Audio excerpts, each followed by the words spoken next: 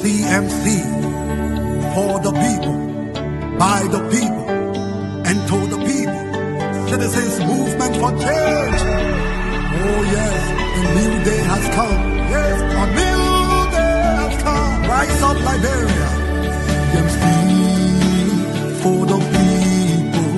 CMC, by the people. Let us join our hands together to build a better life. CMC, CMC, for the people. CMC, by the people. Let us join our hands together to build a better life. Equity, national unity, transparency, accountability, social justice, integrity, CMC core values. CMC Global. It is a new day for Liberia. It is a new day for the people. Let's all together. Let's all together. It's a unity. It's a man. CMC. The land of liberty, the land of freedom, the love of liberty brought us together. Let's hold together in peace and unity to build a better Liberia. CMC, CMC, for the people. CMC, yes, by the people. Let's hold together in peace and unity to build a better Liberia.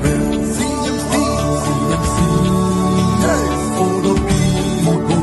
CMC, yes, by the people. Let's hold together in peace and unity to build a better Liberia. CMC, yes, yes, yes, the time has come.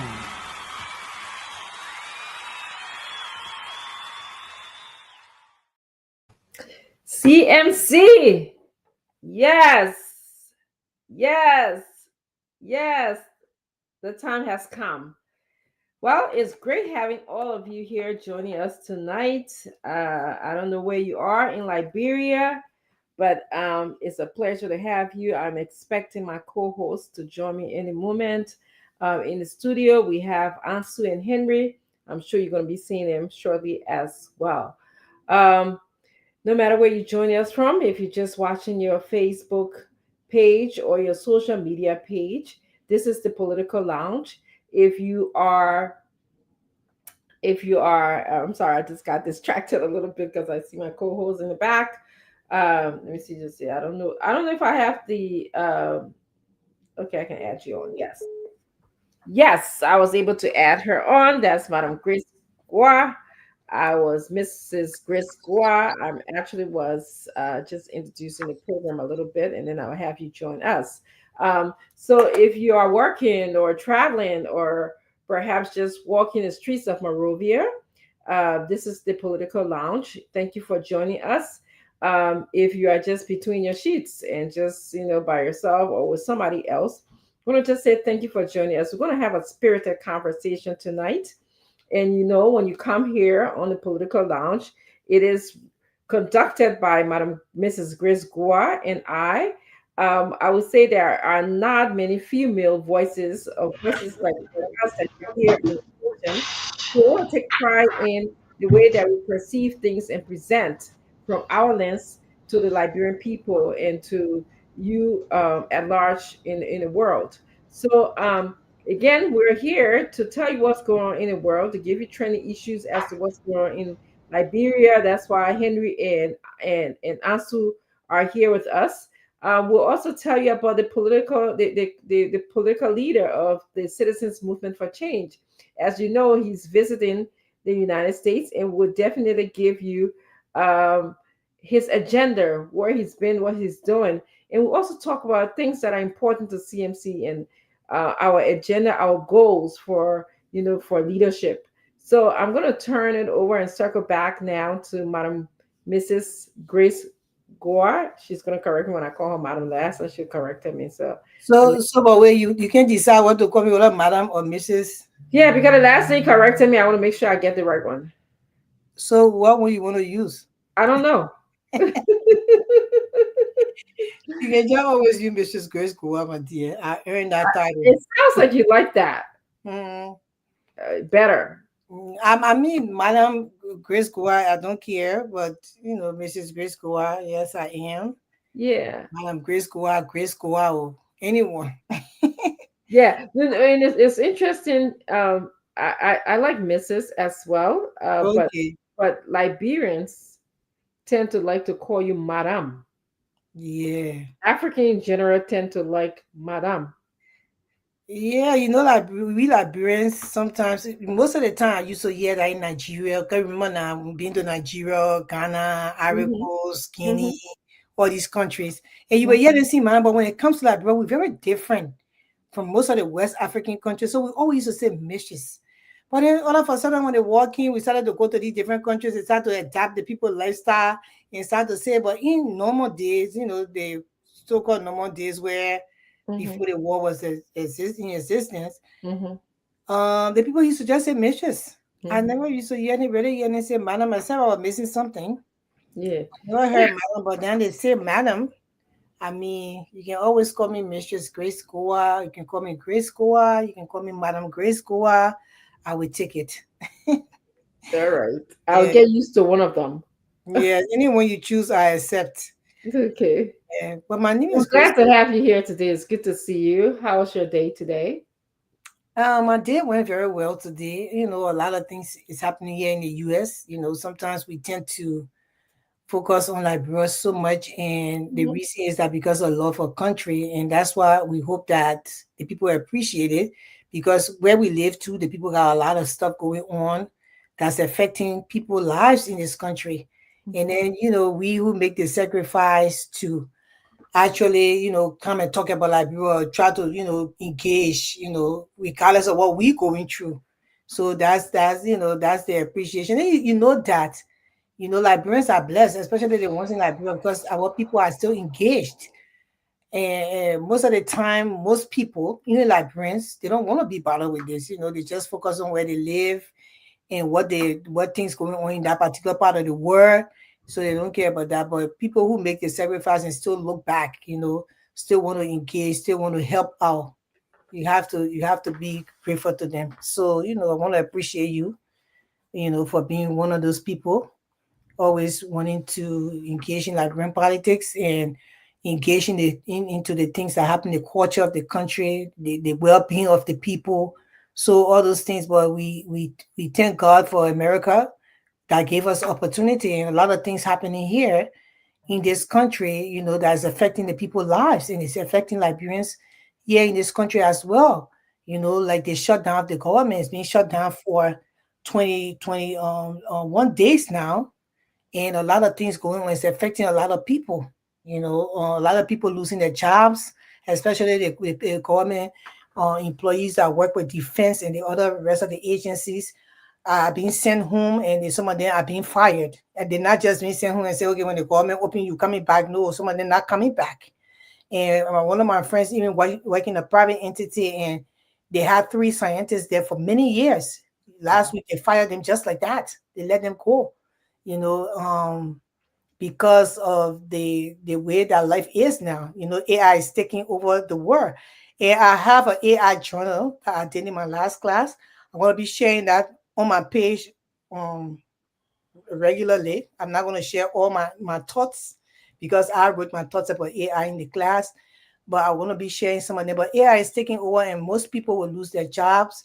Even the singing career now, people who sings, like my husband is a very great singer. AI is taking over singing. Yeah. So people don't really need artists to do songs anymore. So, we have to be able to adapt to those things. And we hope that things change in America, that the government, the people in the House, in the House of Representatives and the Senate, Hmm. yeah, whosoever responsible to, stop this shutdown so they can pass the budget that help a lot of people in their livelihood. Because, in like America, when they pass the budget, it benefits the citizens. It's not like Liberia when they pass the budget, only the people in the high place they put the money in the pocket. No, the budget has to do with people's lives here. Mhm. The common citizens benefit more from the budgets being passed in the house than the people who even working within the government. Like me, I don't get benefits like that. I don't get food stamps, I don't get all those things, and I work with the state. But people who don't have it, they receive those kind of money, and that's what the budget is for, to help the poor people. When it comes to Liberia, it's not like that. So, and that's the difference. But it's good to be here, Doc. I mean, it's a whole long topic. We'll be talking here bit by bit, but it's always good to be here, gracing this platform with you and the people in the studio. I see Ansu there. Thanks so much for having me. Yes. So today we have a lot of things to discuss, and Mrs. Guar, it's always a pleasure having you as well. I would like to talk about we did see each other over the weekend. Uh, we went to a very unique, I like to call it unique theater. This theater was designed to carry on the message of Jesus Christ. And so they have plays of that of biblical stories, and with Grace and her family, and me and some of her family, because she has kids who are doing their own thing, and I have kids who are doing their own thing, and so some of our family members and I and Grace and some of her family members traveled to the theater. um it was beautiful. We had a wonderful time. I sat back because I tend to reflect a lot on my experiences. So in the moment, I'm taking things in, but I'm the type of person that I go back and I'm thinking about before I sleep. I fall asleep. I'm always thinking about how did my day go, assessing myself, assessing what I did, and I learned a lot of things from that story, Noah. And I was wondering how can I apply that story to my life and also to Liberia. One of the underlying theme was faithfulness, righteousness, and being faithful. How Noah was very faithful. It took him over 100 years to build the ark, and when he did build that, the ark, and he put like two animals in there, and two of everything as instructed by God. God would speak to him and tell him what to do, what he wanted him to do, and he didn't doubt God. He didn't say, "Hey man, I hear a funny voice in my ear. Who that talking, man? Hey man, people want you that bottle of beer that get they stop somebody just telling them to go build ark and all of that stuff." But he didn't. He kept on telling the people during his era, his time, that God do not like what is happening on earth at this moment. We need to live better. And actually, you could be saved by going on the ark.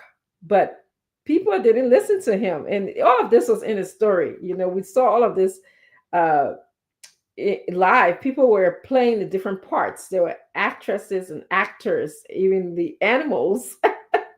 There were two animals we saw. My grandson was with us. He really enjoyed that part.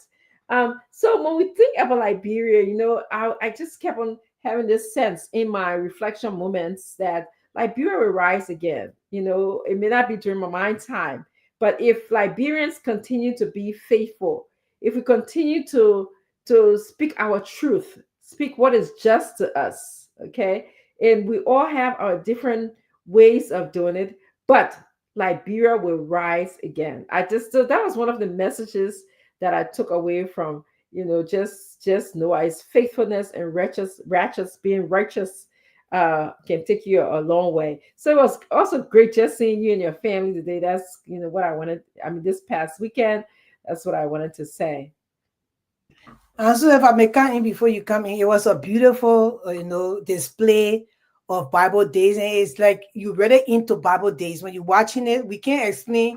It's not a movie theater, so it's not a screen where you're watching a movie, but you see real, real in action of what happened back in the day, but in another form, and it's just so real. I can't. It's a so real movement. I don't know how to explain it, but it's so beautiful. You have to come there to see for yourself. So it's a sight and sound here in Pennsylvania, and they have different Bible stories. So right now they're running Noah, and it was good to watch it with the Richardsons. I think we saw Daniel, and we also saw David? of no Moses. Moses. We saw David and we saw Moses. Okay. Yeah, because Pharaoh let my people go. I think I remember that clearly when the sea parted. Oh wow. It was amazing. That one was like it was so amazing to me I'm until I coming. started, I'm coming for that one. yeah, I started shivering in the people tear. I couldn't believe it. But it's Noah, he and Dad said something in the theater. She said, "Oh, so Noah was the son of Methuselah." I said, Yes. Yes, I did. I didn't know. I learned that. "You I learned learned. that, yeah." So I was like, "But Methuselah was the oldest man that ever lived Yes. in history until today. Yes. He was the oldest man that ever lived, and Yes. he was the father of Noah." And he kept on, encouraging Noah. He said he knew when he had Noah, Noah was supposed to do this and all of that.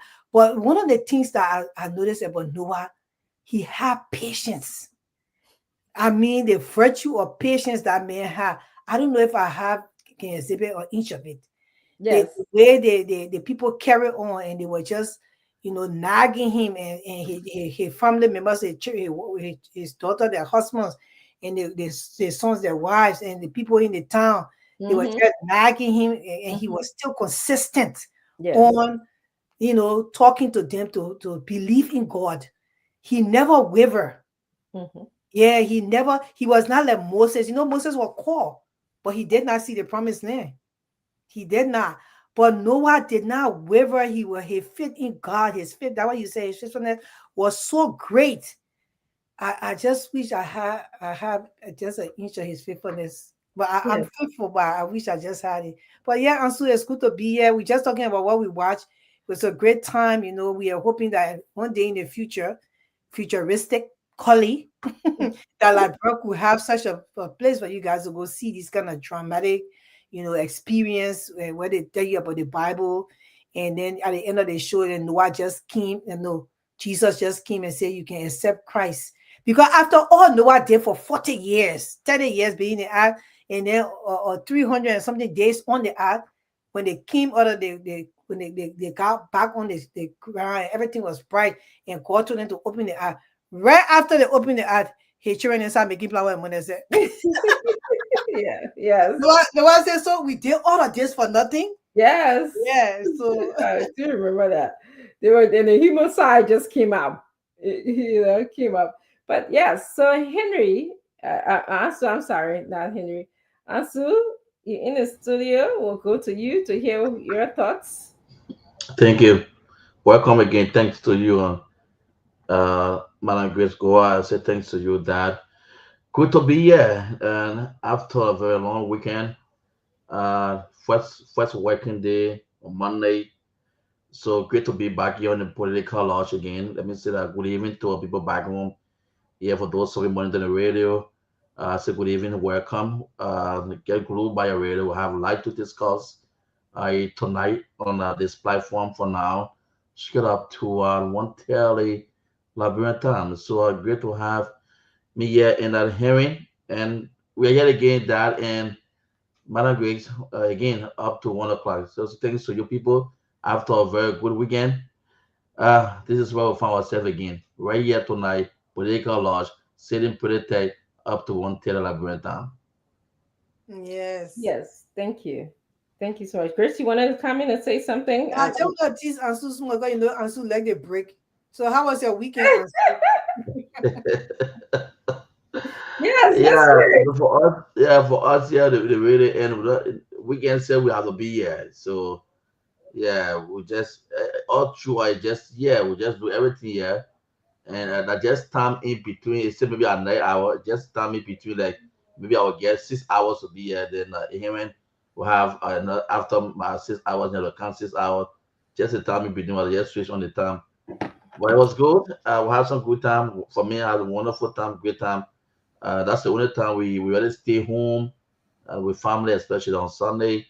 Yeah, So, how because was Sunday Saturday, with your family? I want to know the G's. How was it? yeah, oh, that's great. Had a wonderful time. It's our Oh, Fewley Portugal Green. Yeah, Oh, eh, our yeah, that's Fewley so everybody Green. good. was agree.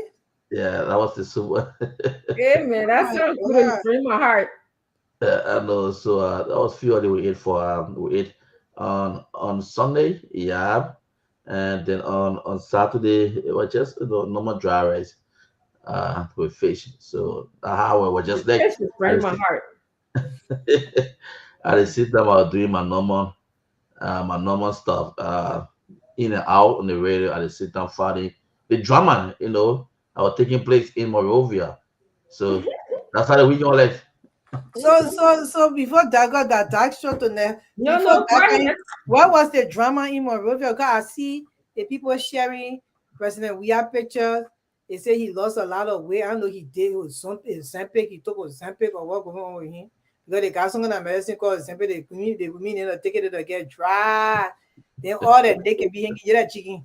So I don't know whether he took Ozempic or well, he reduced so rapidly. I was like, okay, because President we had just entered Liberia, I think 2 weeks ago, right, or a week, and he didn't look that dry. I don't know what happened. He just got dry on his feet. I hope he's doing fine. We wish him the best. Although we have political differences, I never agree with his ideology or how he ran the country when he was president. But I wish nothing bad for him. He is a soccer star that put Liberia on the map, and we hope everything. We want everybody to be well and fine. So if you're going through anything tonight, I wish him well.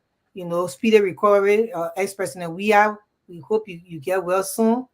Or if you're taking Ozempic, then you should start taking the pill out Ozempic, then he making you to look fine. Ozempic, they call it.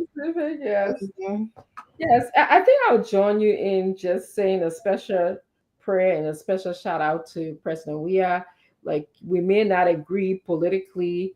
I don't personally think that you had great ideas to lead the country out of the pain and suffering that our Liberian people experience.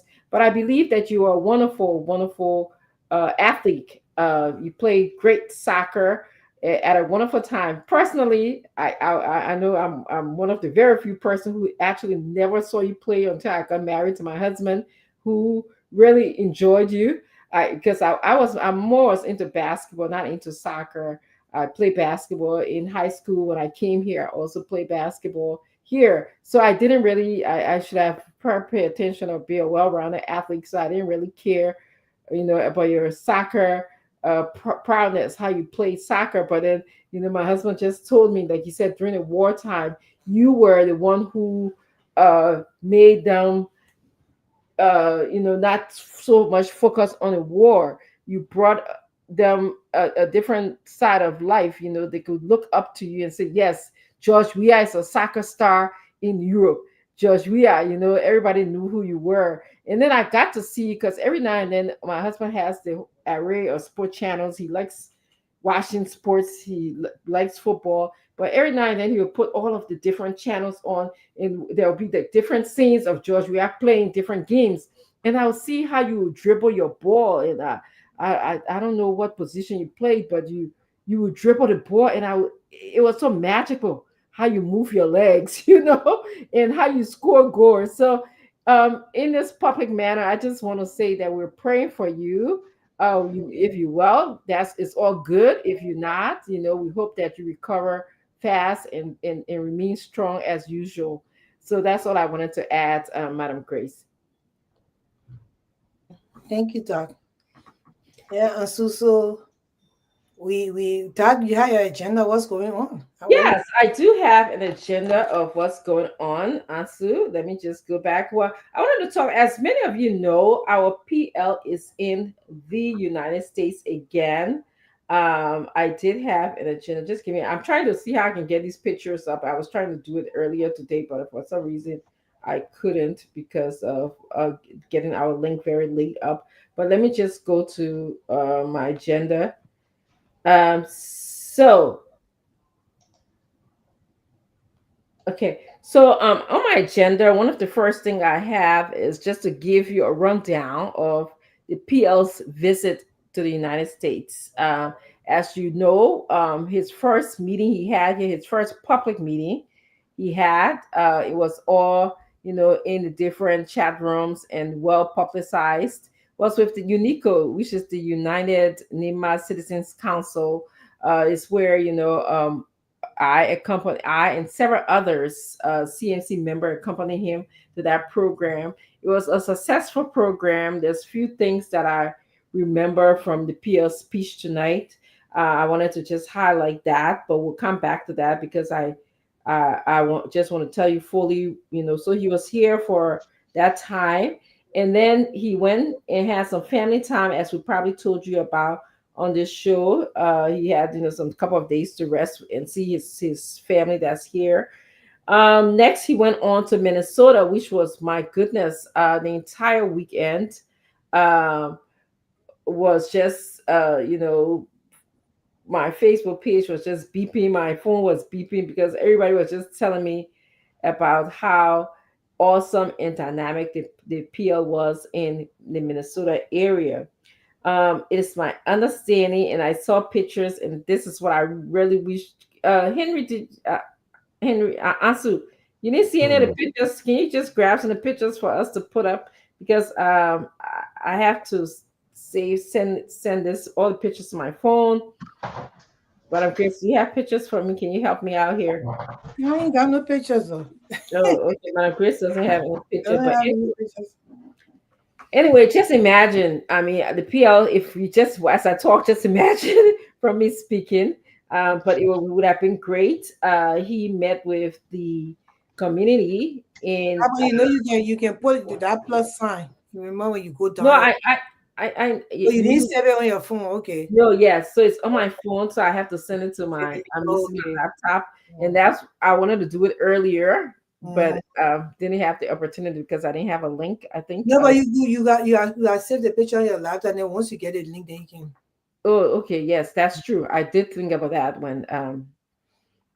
But anyway, the PL met with the community. It was really awesome. He first um, met with the leadership of CMC in um, Minnesota. There was Mohammed Dolly, there was Sekou Kane, there was also Chester Doe, there was William Craig Kennedy and others. And he told me, he had a wonderful meeting with them, and they discussed the forward march, the agenda of CMC, and then of course he met with the community. One of the important things that happened, and Chris, you got to remind me because I know I skip a meeting today, because you probably are just as abreast as I am with the meetings. But I remember a meeting that I watched a meeting with KMTV was there. That was when he met, and Winfred Russell was the moderator for the program. And it turned out that it was a wonderful program. I listened to a lot of the questions. He actually introduced himself, told the people how we wanted to transform Liberia, and how we are different than other political parties, because other political parties come in there and they want to do the same old thing, like follow the same old budget, but he want to use our uh, uh, uh, business resources in our country, like the mining, the gold, the infrastructure, the tourism, in order to beef our budget up so that we can serve the Liberian people. Governments have come and they will tell you, say they're going to do well for the Liberian people, but they just come and do the same thing. We went from Ellen took Ellen met, well, there was a $500 million budget. Then she went to then she took it up, 800. A country our size, the country around us, the budget are far more than ours. So the people are using their heads, okay? They are enjoying and being patriotic in the country. And so our PL, who has a lot of knowledge and who comes from a very great business background, told the people that when he gets in power, he's going to use his business knowledge to improve the budget of Liberia so that it can benefit the Liberian people. He told us that, companies are getting good money, royalties from our iron ore. It's as if we are paying them to be in our country. One of the things I remember from that conversation. So that was one of the things that he said. KMTV, KMTV, yes, I remember. I got calls from the journalists there after the show who told me that everything went well. Um, One of the things I would tell you, Gracie, that Pierre was asked about how he would have responded to a panelist on Spoon TV, and they were wondering how Pierre felt about the way that I responded. I actually thought that was just interesting and the person had good intentions, really, who asked that question. He did say I was one of his favorite panelists and he missed seeing me, but he wanted to know what kind of inside conversations that Pierre and I had. And Pierre actually told him that, I was provoked. He recognized that Dr. Richardson just tend to be a, I'm showing all the messages here. Mm. He just said Dr. Richardson just tend to be a very stable and calm person, and when you hear her even speak in such an animated way, that means that she was truly provoked. And because of politics, he rightfully said that we tend to be put in a certain box. You don't really understand or know who I am. You just see me on TV sometimes and feel like, oh, that Dr. Richardson, I know her, but people really don't. But anyway, to that's today's picture you're showing, but I was trying to go through the whole weekend. So after that meeting did you want to add, Madam Grace, the meeting uh, at the church? There was something significant that happened at church I wanted to share, but did you want to add anything else? Can you put that picture down for me? Go ahead, I'll share everything because I already wasn't following this weekend, to tell you the truth. Okay. Answer, can you please put that? Thank you. I'll ask you to please call that picture up at another time. That was today. That was today's meeting, Answer.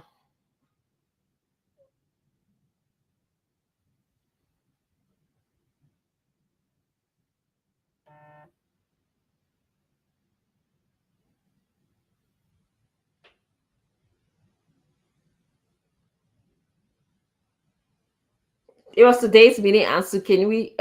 So one of the interesting things that the journalist Cyrus McGee from KMTV told me, he said it was such a delicate moment and a very special moment when they had to take a break. And the reason why the break lasted longer because the Islam group, imagine this is a church now, the Islamic persons who were attending had to go to pray.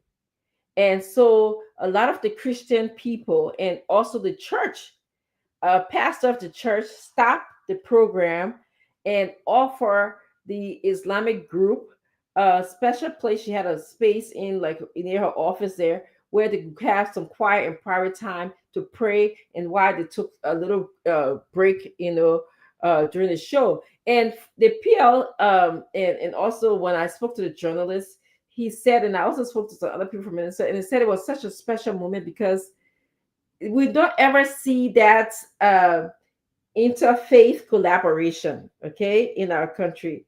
You are always, you have to be this or you have to be that. And in my diversity course, I often teach how Sunday is the most segregated hour, a time in Sunday mornings, the most segregated time in the United States, because the Christian, the Protestant will go one way, the Catholic go one way, the Baptist go one way. There's never that kind of, especially talking about the Muslim people who go to church. Basically, they go to the mosque basically on Fridays, not on Sunday. But there was such collaboration between the two faiths, that a pastor was big enough, I want to say, uh, was well respected in terms of her own self-esteem, to say, listen, having Islamic people come into my church and do their prayers does not take away anything from me being a Christian or from me preaching the word of God. Okay, that's how they respect their God, and that's what they do. So that happened, and that was wonderful on Friday night. Saturday, no, that was Saturday night. That was Saturday. Sorry, Saturday was what happened. Sunday, our PL, they had, another small leadership meeting. But I know there's a picture on Sunday where he was involved with the citizens of Nima in Minnesota. There tend to be a large group of citizens of Nima, and he met with UNICO members and non-UNICO members. Just when you were a citizen of Nima or a friend of Nima, that was where a lot of people congregated. It was another good experience. In my conversation with the PL, he said that he kind of shied away from talking about politics a lot during that time. And I skipped a part. I think Sunday morning he went to Ebenezer Baptist Church. Ebenezer Baptist Church was Sunday morning, and during that time, it was a crowded church. And of course, again, I remember him going to the mic and saying, "Praise the Lord." And that was a very interesting and liberating moment for me, because imagine the political leader of Citizens Movement for Change is Islamic. He's Muslim, and he actually went into a Christian setting and used the word "praise the Lord." Okay, so I just want to tell you how diverse and cultural and respectful and with humility he does that. It does not take away from his faith. And this is, to me, if you take any lesson from what I'm telling you, is where we want to take Liberia from that elitism. Like, it has to be my religion, okay? Or it has to be my family, okay? Or it have to be me, I'm in the haves, not the have nots. All right. And so that took me to an interesting place when I heard him say, praise the Lord. And people were able to listen to him. He was very respectful of the religion at the church. And then, of course, later on, I heard him tell a story. He went to the Nima program later on, and I heard him tell a story. And it was a story that a lot of people from Nima wanted to hear. And it was a story that also speaks to why I'm in this movement. So Peter was talking about his desire to bridge communities and counties and countries in Liberia. As you well know, he wanted to do that in Bunk County, a bridge where many people have died trying to cross over, trying to get help. Pregnant women we know have died just because they wanted to seek help. Um, and Pierre knows this. He knows what it's like to be separated, okay, because of a river or because of lack of resources. His early childhood was like that. His mother worked on a farm, so she had to come and bring him over to a road where and trust adults that they would guide him, to a town. So he has some experience, and there's it's telling to me there's something about having lived that life and wanting to give back. I think it becomes more internalized and more important to you as a person. And so he told the story how he and the former vice presidential candidate for Liberty Party, I think it was Harrison Conway, went to certain parts of Nima where the children in Nima had not seen car before. In 2025 or whenever he went in the last year or so. And that touched me. And this is why I am a part of CMC. This is why I'm asking you to join, because imagine in 2024, 2025, there are children in Liberia who have not seen car. Car is just an object. It's just something that takes us from point A to point B. That's how I tell my husband when it breaks down, because I don't know how to fix anything in the car. But that is just a symbol of civilization. Okay, where we are in civilization. I don't want to focus on just the car aspect. Okay, I want to focus on the child that perhaps have not seen electricity. I want to focus on a child that have not seen good schools. I want to focus on a child that have not seen a well-functioning hospital. I want to focus on a child that have not even seen a paved road. I want to focus on that child that perhaps only eats once a day, where food in other parts of the world is just flourishing all over. All right. And so when I heard him say that story to Nibians, and Nibians, they were listening and they were very shocked, because some of them know what it's like to live in this developed world. And he explained to them, he said, and that's why he built bridges. That's why he wants to connect Liberia. That's why he wants to connect um, towns, because it's not only the exposure of that child, but he talked about the commercialization, how he believes that it's going to enhance our economy, it's going to enhance people's lives as well. It's going to enhance our ability to just build infrastructure and see the importance of that.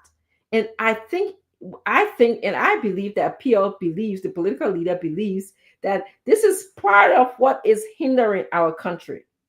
So yes, so he went to the Nima organization, and of course today, as Ansu was showing early on, he got to meet with different mayors and different leaders in the Minnesota area. So I think, Chris, I think that's what I remember, of what happened. I don't know if there's anything else you'd like to add about his trip. I want to give a lot of kudos and credit to the Minnesota team. I did see pictures of Miss Didi Shack. She is the Midwest chairperson. She was there in the midst with the leadership.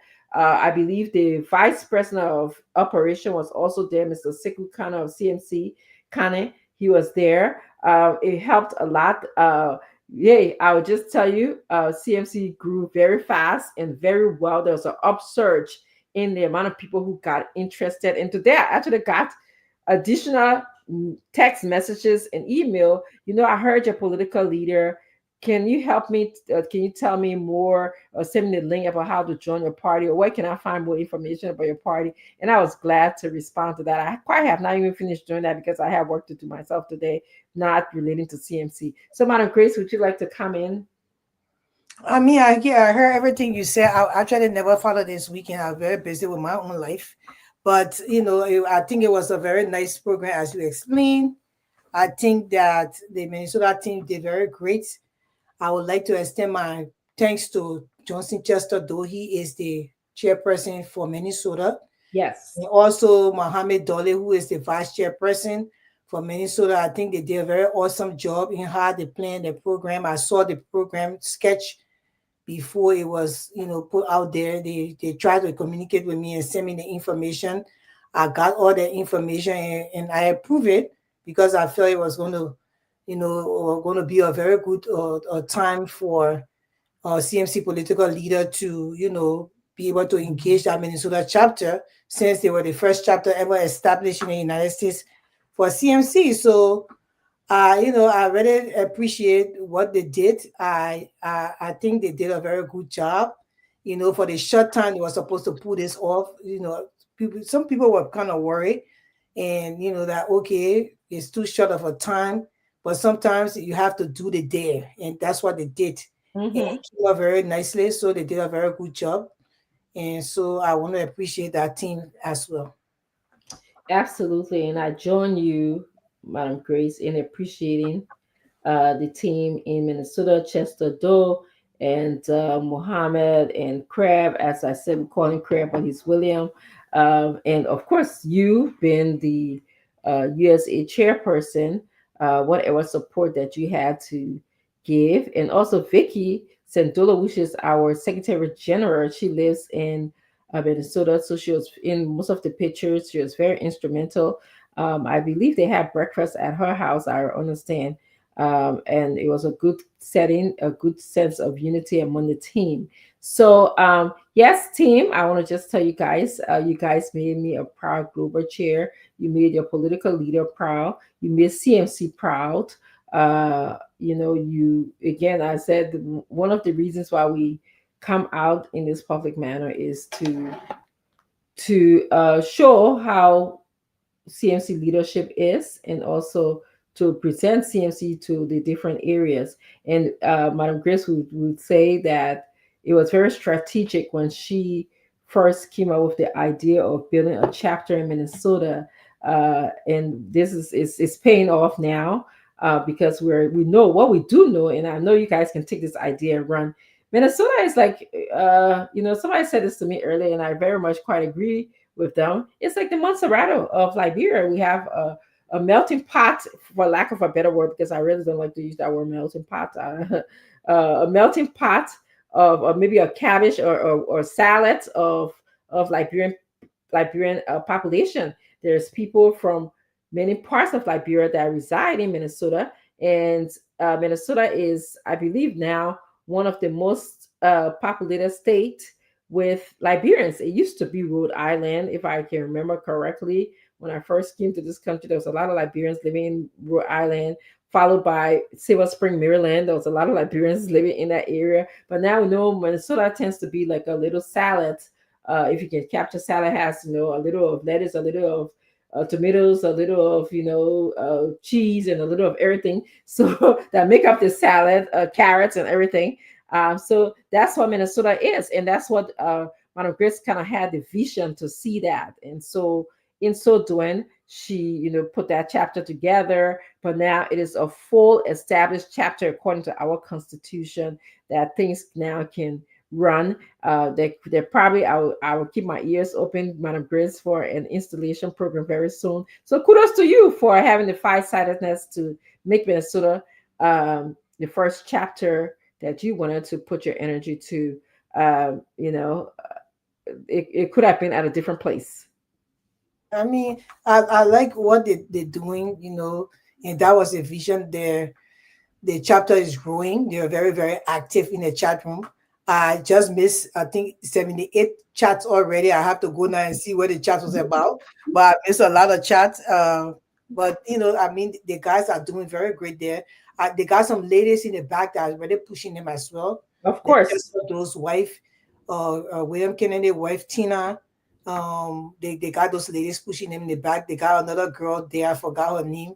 She was one of the founding members of the chapter as well. So, they did a good job. I remember when we went to Minnesota, we installed them. They were certificated and everything. So they are established. Yeah. Oh, okay. Yes. They are installed. Yes, that's true. I do remember the installation program. Yeah. You're right. Yes. Yeah. And I'm proud of them, to tell you the truth. I'm really proud of them.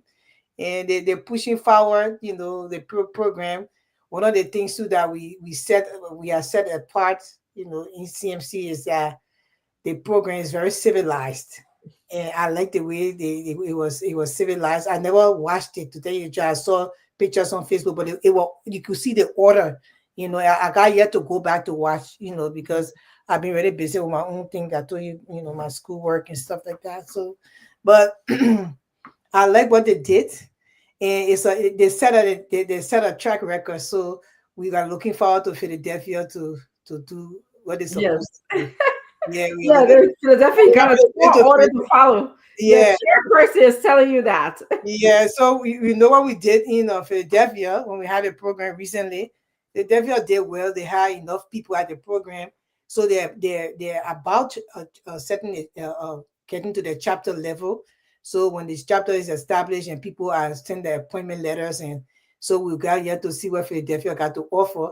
So I know Philadelphia will come strong, like Minnesota came strong when the PL got there. So let's see what happens. And then we go around. I saw Mr.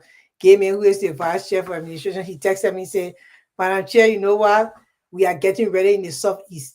We are getting ready to put ourselves together in the Southeast. I said, I'm looking forward to that, Mr. Chairman. Very nice. So they're getting ready. He said he's moving, shaking something up in Georgia. So we got yet to see that, and we are hoping that it'd be good. With any help anybody need from me, if I'm available, I will give it to them. I know that Nathan, Africanus Nathan, is in Florida pushing things, and Ella Mae Wise is also in North Carolina pushing things. So they will liaise with Mr. Gayman, and they will do what they have to do there in the Southeast. And so we're looking forward to that, and CMC is getting stronger. I am proud, of what they've accomplished so far. Let's see what happens. Yes. And so I want you guys to just be mindful. answer that. And those of you who are listening to us, once again, welcome. We appreciate you being here.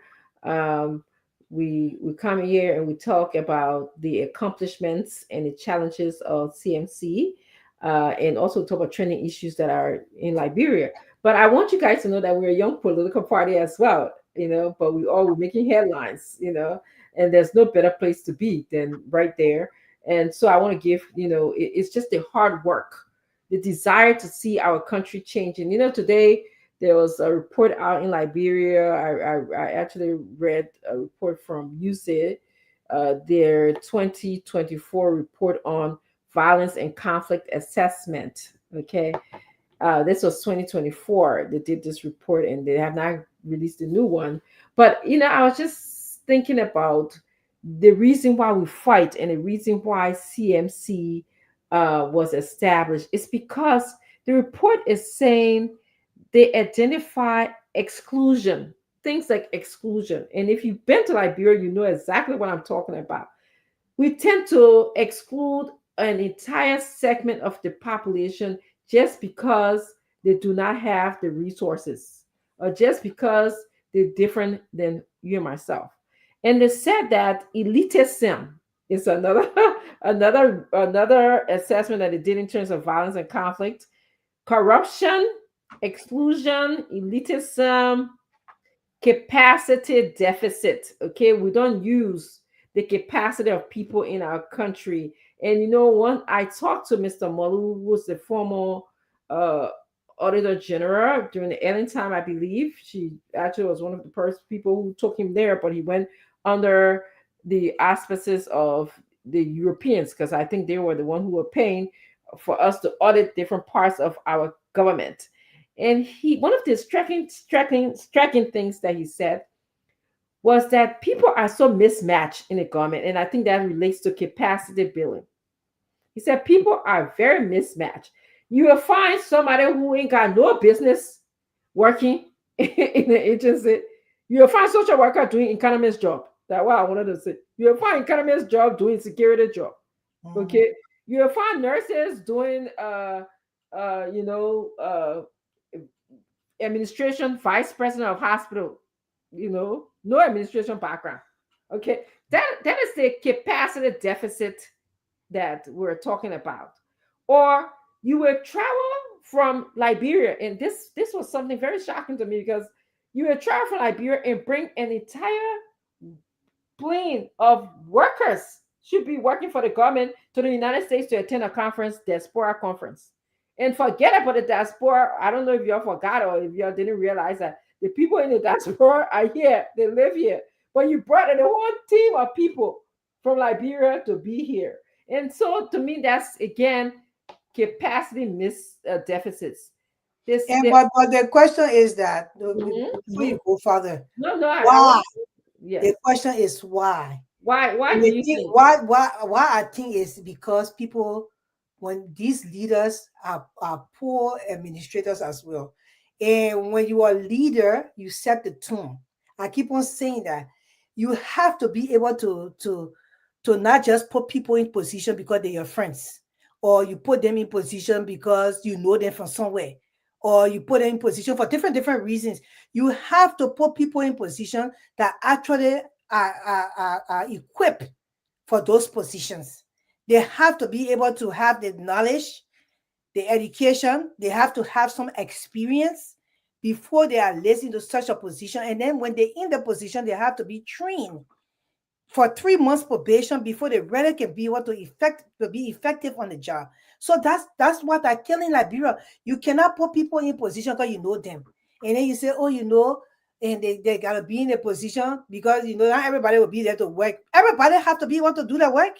If the person in the position is not functioning in the position, they have to be removed. You cannot take my work and start to give it to somebody to praise them for what they did not do while I didn't work.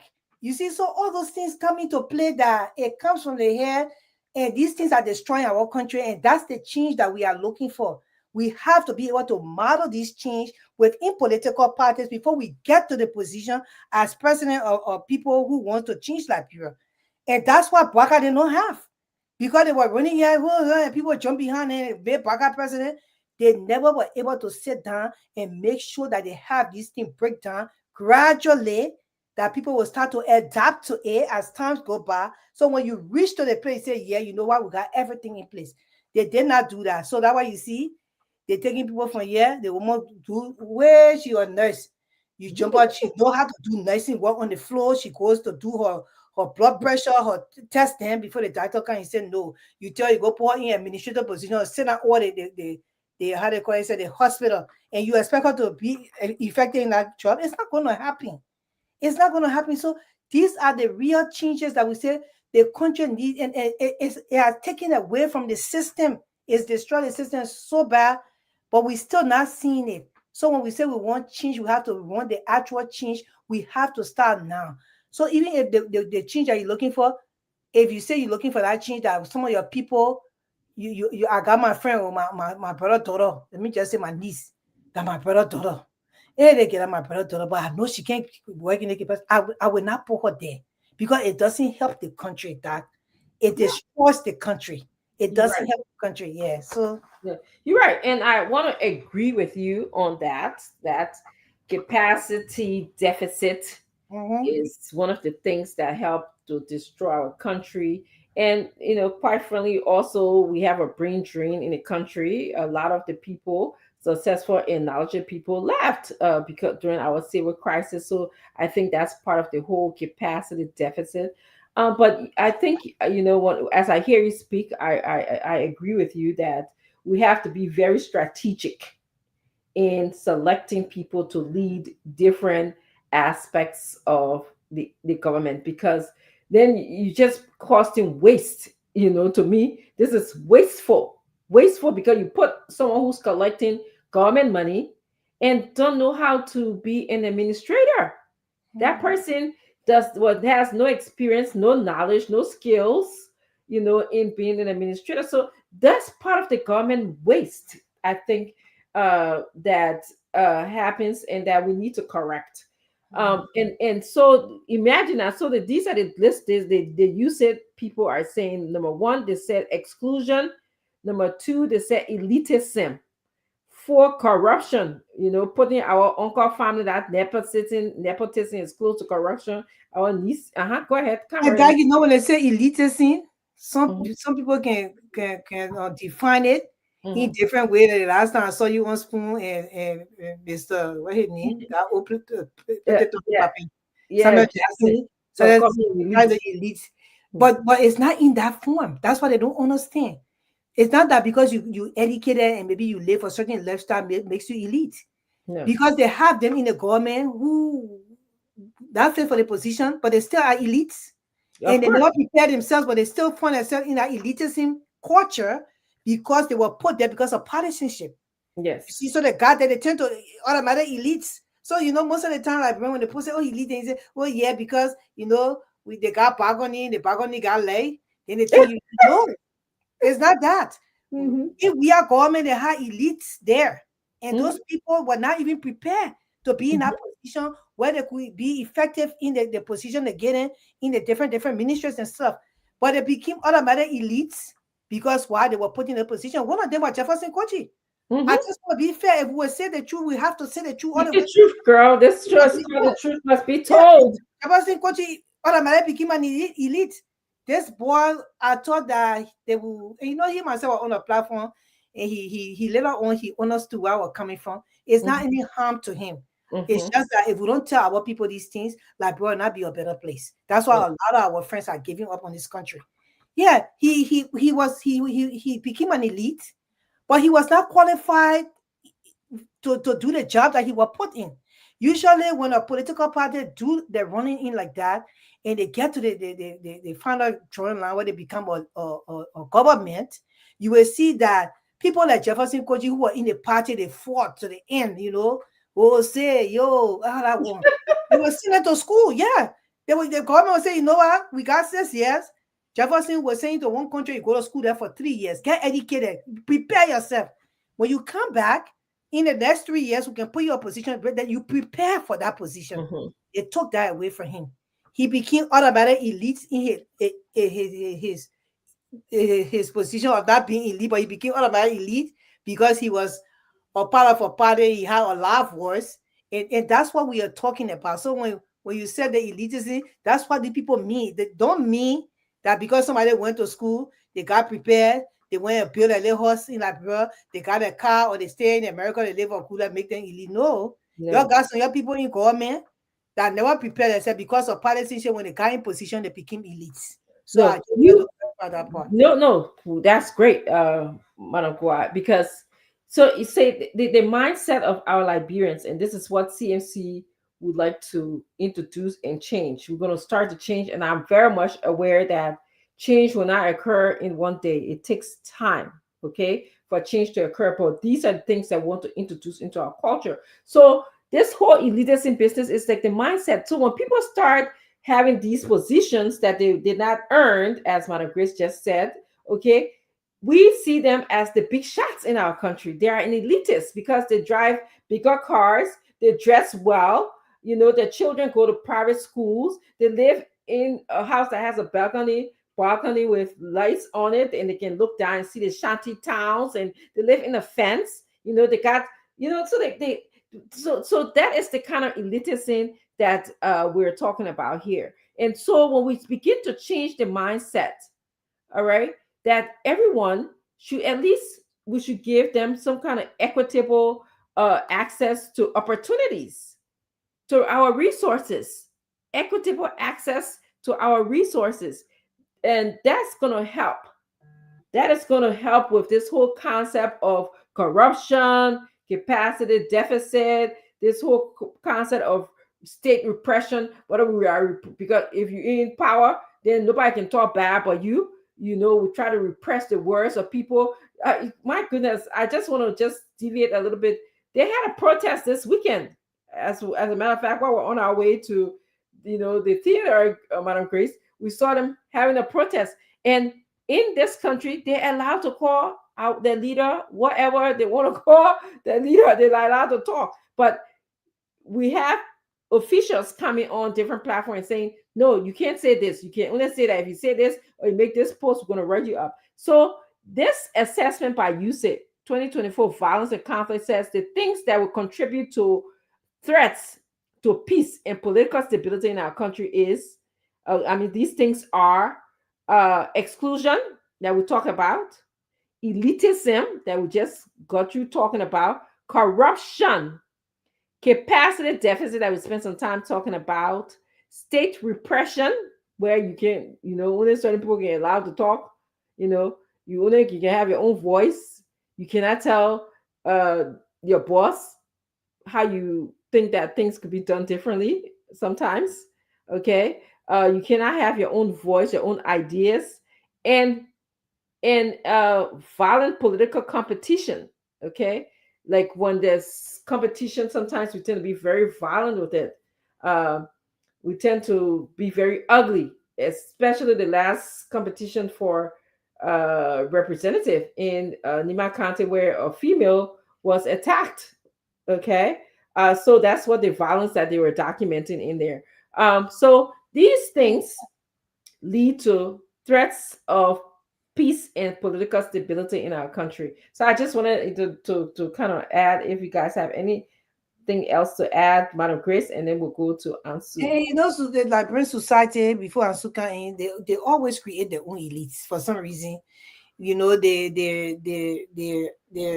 especially when people come into power, there are certain individuals in a group of people, where within that group, they feel very superior, over the other people, and they start to act like they are the elites, and start to command people.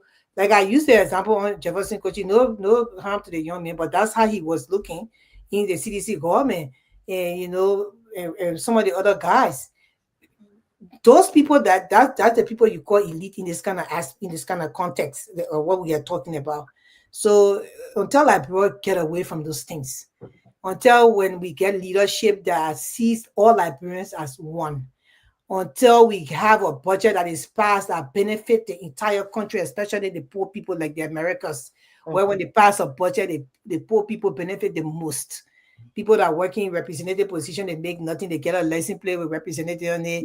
You can pass, post your license plate. You make the regular change. You mean they don't get $45,000 cars? No, no, oh, no, hell no. They got a unka and they're getting the license plate upon an unka. Yeah, they don't do that. So that's why, and that's what has destroyed our country to the core. The people voted Bwaka into power. They thought he would do better. We are not seeing anything as far as that. Nothing has really changed on, the way they carry all the stuff. They still got people walking around in this superior group, a group status that feel that they are elites. They have the influence. Everything they say happens. And I don't like to be a part of such an organization or such a government. I like for the rule to follow, for the rule to be carried out. I like for chain of command to work. I like for us to follow protocol. You see, so nobody feel they're above when you're supposed to follow certain things. You follow it as in a core. And this is coming back to where they hire their friends, their family members, and and they expect things to change. But if you hire a friend like me, I have an office and I work in the government entity and I bring my niece to work for me. My niece does nothing wrong because that family. So when I was start thinking how to even fire her.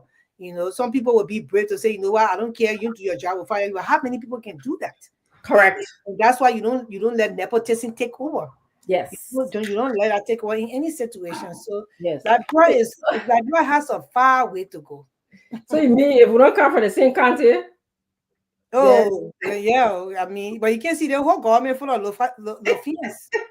All the people in the government come from. They even just fire a public health director and his assistant, and the first thing they put in the position to act. That's a Kisi woman right there. That's what's going on in the country.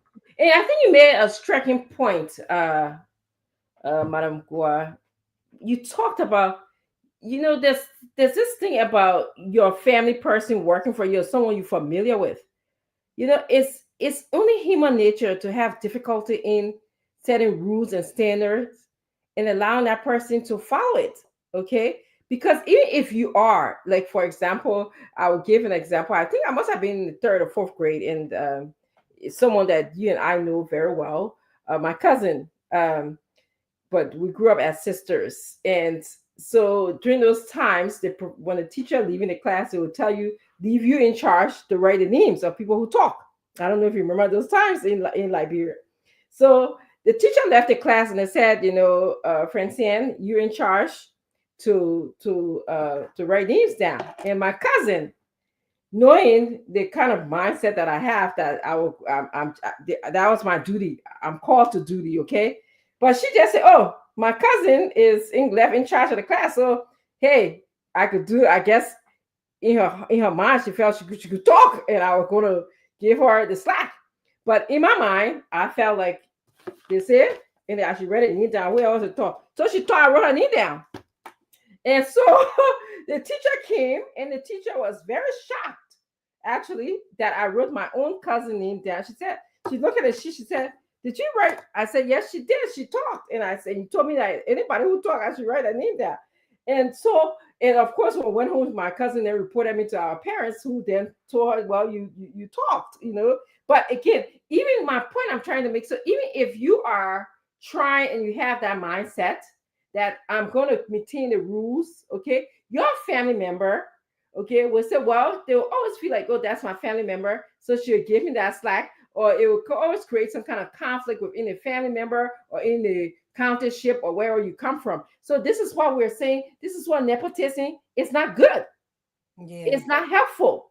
Okay, that's exactly what we're saying. That's why it's not that. And thank you for that example. But one of the things I want to say here in the United States, when you are working in certain entity, I don't know, you notice they ask you on the application form, do you have any family member work here? Correct. Yes. Ask that question. What is their position? Yes. Because they're trying not to put you people in the same department or anything. And even one of the trainings I just did at work, it's telling us that you can't be, if you are a supervisor, you can't be too friendly with your subordinates. No, it's true. People who you are supervisor over, they cannot be like your best friends, because then you will not be able to supervise them in the right way. So you have to be able to manage that relationship very well when you are at work. And when you step out of the building, your friendship come back. But if they find anything that they have done and you try to not, persecute them or maybe correct them or get them correction matters or maybe get them suspension, and they find out because that person is your friend, you could lose your job. So that's the reason why the people try very hard not to put family members and maybe into the same in one entity in the same department. They want to make sure they separate at all costs because they know that nepotism could play a role in it, and they just want to avoid that. So I hope like Brock will adapt that behavior. Yes, and in other words, conflict of The interest. process, I mean. Conflict of interest, and we see that kind of floating around in different areas, different parts of our country, where you will have a conflict in the way that you administer disciplinary standards, or even in the way that you go through selection processes. When your relative worked there, me and Madam Grace, we from Pennsylvania, you from the same state, we work there. I know her from Pennsylvania. So when it's time for me to select people that I think should go for training or to go, I already know you. All right. Yeah. Even if I don't know you, but it's just human nature. What we are trying to say, it's just human nature for me to check that familiarity with you, to say I know you. So why don't I just give you the opportunity? Okay, the experience. And so this is what we have to have, the check and balance system in our country. And this is what, with the CMC leadership, we will bring to your feet. Okay, we'll bring that to the government. Ansu, before Ansu come here and announce the names, we see yes, please. William Kennedy watching. Rose Johnson, he said, please try to bringing guests on the show. We try to bring guests on Thursday. We have two very different people come here on Thursday to interact with you guys on the show, and then also with Ansu in the studio. So yes, we do. I see Conrad Yinka is watching. He said, "Elegant ladies, thank you, Conrad Yinka." Hi, Cora. How are you? Diana Curtis, she's watching from Canada. My supportive half. Hi, sis Rui. How are you? And Dalendo Sonny King is watching. And Sonny is actually in Liberia. He lived here before. Yes, he's actually in Cape Town. Sonny, I hope you join like Piso. Yeah, Dorothy Adoga, she's watching from YouTube. Dorothy, welcome on the show. Hi, Dorothy. Yes. How you doing? How you doing? I got one on here for you. Ansu, you can come in. How you feel about everything we have said, Ansu? I mean, you being Liberia and see what we have to say. What do you think? Yeah, there are a few things in which you mentioned, and I will tell you that those are some of the things happening back home here, and where you talk about, at that time when during the former administration, coming into power and then giving some of the guys an opportunity, at least to leave the country, go out there abroad, and upgrade ourselves. We go up there, and study. I mean, this administration is happening. I think when as I can see it, people in this administration, they are doing the same thing, taking advantage of opportunity. But you see them on the Facebook, they say they are rescuing the people working at thing. They're running around from times to times. So when you are seeing it, I said, Madam Gray, just hit the nail. There are things that are happening. People have that opportunity. That 6 year made news of that 6 year. That's just it. Made news of that 6 year. So when you did mention the former city mayor, Koji, you are plenty. The names are plenty. Mm-hmm. Yeah, plenty. And as I said, it's happening in this current administration. Yeah, it is happening there. We see lots of our friends that were not our friends, but people that we knew on Facebook that were here in America. They are in Liberia right now, running from place to place and say they defending the government.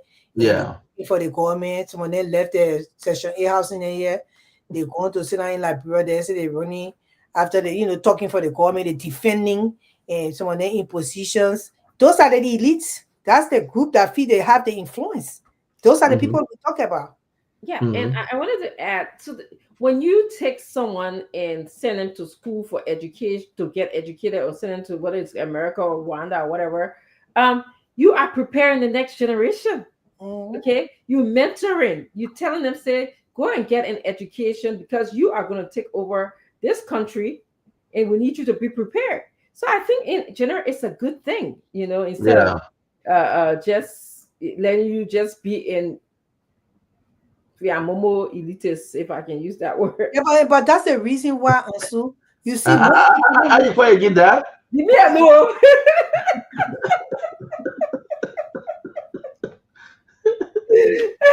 Just give me a no. I don't Oh repeat my God. yourself. But you see, Ansu, this is the reason why when you went to do, I don't know the last time when you went to do that training, I was very intrigued. I kept on asking you because the mere fact that you were sent to be trained, although you own your job, but there's a regular training that goes on the job site that people have to continue to be reminded this is how it's supposed to be over and over again for them to actually get that. But these things that happen within these governments that have been ruling for 20 years, the reason why you see Liberians are not really interested, especially the youth population, which is almost 69% of the Mm-hmm. country, they are not Mm-hmm. interested in educating themselves, is because of what they have seen. And especially our president, President Wiyaki, and started telling the person education not important or like we're going to be built. That statement alone tell the people that you don't have to go to school. Mhm. You don't have to go to school, but you can still come here and maybe when you yell out what they play and you run behind political leader, you will always have a position in government and you can work from there. The Very example bad. is shown. Most of the people that work within the Senate and the representative, they are not actually high school graduate. And it's shown from your deputy speaker, he can't chop up everything. The other time trying to answer one question. They may verb were running so the auxiliary verb were going on inside, they happy verb that they see auxiliary verb was helping one another because is he supposed to be in that position or do the constitution does not have a layout that you have to be a college graduate to be in this position. But in America, the people feel a need to they don't have to tell you.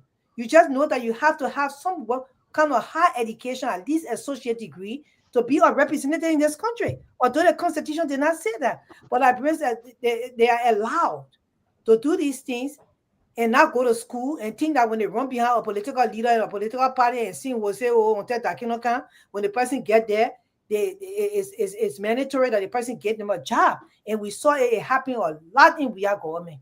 And that's the reason why I don't think this government should be given a second chance to rule our country because they fail upon arrival. The first time they did it, they flunk. Then before you can try then again, the country will go into a sinking place. So you cannot try a government, the CDC government, to come ever into power. And now UP has shown themselves around for the second time. It's even worse. At least the first time I said, man, I think she did something. But this one is even worse than what the CDC has done. So how are you looking at these two parties? These people are supposed to be checked out ever since. Ghana Message is supposed to ever Uh, since. uh. Don't tell. Yeah, ever since we're supposed to not even be looking at those two political parties any longer. So when they went to break their ground the other day, I saw the people flipping around. I was like, wow, it's the lack of education, the mindset of our people. That's what got the country have failed. Because any country who got, like I'm not comparing our people because we came from a war, but we can't get excuse every time for the war. The war too long. But if you see the other youth in the other country, the interaction, the way they will talk to you, the way they will engage you, you know that there's something lacking when it comes to our children. And the government have failed the country. That's the reason why these young children are lacking. And the only hope is to run behind this political party and this leader, watch it there, be sycophant to them, hoping that when they get to power, they will get in some position instead of they're educating the people. That's why I came back after when Baka took over. I thought that the CC government would have built a recreational center, something for the youth that ran behind them, tooth and nail, sun and rain and shine. They were behind them, and they never just even built anything for them, rehabilitation or nothing, community center or nothing for them to go and get some kind of trade, some kind of certificate for some trade, masoner, carpentry, maybe plumbing, nothing at the can. But then he's seeing youth because they have no hope, because the government have failed, the system itself have failed from within the party before you get into the government, that they have to continue running behind these people to see maybe when I get there, they will give me some kind of job in the education ministry. I will be there, sitting down behind someone that doesn't know nothing I'm doing, but just sitting down there. And then they stop the work from the ministry for even going forward. And that's the broken system that we have, and we have to change that. Yeah. And Madam Grace, before Ansu come in as well, I think you said, so some will argue, oh, we made what I can call a TVET programs or whatever. No, we're talking about being intentional. That's what we're talking about on this program. Intentional about how you provide training for the young people, how you provide vocational programs for the young people. You can build a building and put all of the equipments, but if you don't have the mechanism, you don't have the people, okay, that will educate these people, you don't exercise that in your daily jingles, your daily conversation with Liberian people, that you want the youth to learn. You want them to be the best carpenters. You want them to be plumbers. You don't want us to go to Ghana to be getting construction workers to come. You have to sing it into our heads, okay? You have to be intentional. You can't just go build these buildings around the country and say, oh, we built TVAD, and we can put, oh, we built this building, That's But not the what TVET is empty. yes, that's not what we're talking about. Well, that even though to attract the children to come to school and learn the trades and stuff, you have to have feeding program going on within that place. That they Correct. come in the morning, they eat breakfast, they go Housing. and learn. In the afternoon, by when you get in lunch, they Yes. learn, and then they go home. Everybody will want to come to school. Say, "Why I'm going to go learn? I will eat when I get there." All that thing attract, because these children, their minds are going way back because of everything they've been through. The country is a poor Liberia, that land. But the people that have been in power have failed the youth over and over and again. Yes. They Yes. can't see the way through. Even like what you said is great. It's something to attract the students. Mhm. Housing. No wonder we have all of these potholes of Zogos communities. Okay. All right. Housing, food, and constant assessment, conversation. What was the last time we had our leaders intentionally speak to those who really need education in the country? The only time, and we have seen some shows talk about education here. We've seen how dilapidated our schools are. We've seen that they don't have any plans for the schools. We've seen that outside government, like donors, have to come and build our schools for us. So we are talking about intentionality when you want, as it relates to educating our young people and serving as mentors for them. That's what we're talking about here. I see you. Any thoughts? You want to come in? No, not much again, Dad. Before I set it up, not much again. Yeah, Okay. you and yeah, you We, before I we set are it we up. are hoping that Liberia be, and so if you don't have anything to say, but Yes, we just hope the young people are fighting tonight. yeah, Yeah, yeah, because they can be better. They deserve better. yeah, It's just that we need to start from somewhere. yeah, Where can we start? How can you attract these children to want to go back to school and not follow because they see people in government like Senate representatives and never went to school and they got all these big positions, they can sit with presidents and stuff. So they feel that they can also push behind one political party and get there mm-hmm, themselves. Yeah, mm-hmm, and if a man like Thomas Fala, somebody told me, say, oh, Chris, sometimes you can kind of call the people name, you can kind of, but I don't just know. I just don't, when basic, I don't know how to not say that. I'm sorry. When something is wrong, is wrong. Do you know it's a disgrace to our government and our country for a deputy speaker to speak the way Thomas Father spoke the last time, that they captured him on social media, that it went everywhere in the world. People were watching this thing. Some people, I said, duh, are you a deputy speaker there? That's the sadness of Liberia. Those days when you said, I really remember the deputy speaker was kind of late here. But I know they had deputy speaker, I know they had speaker. You know the kind of level of respect those people had when they stood up to speak. You know what they spoke? And they said, oh, now what build like, but yes, they did. The streets were clean. The buildings then were erected well. When we went into the government offices, the bathrooms were clean. It was neatly. I particularly lived in executive mansion for so many years. After school, they used to come in there. All the work they knew my name. God, I used to go there, go stand there with mama, or to go home. And those places were neatly packaged. They were nicely clean. The streets were very modern, you know. So yes, of course, education had built like bread before. That's what the people did back in the day. Are we doing it now? Those people were removed. Some of them were killed because they said there was corruption. Is corruption not all the hype anymore? It's even way more. The streets are getting bad. The place is dirty.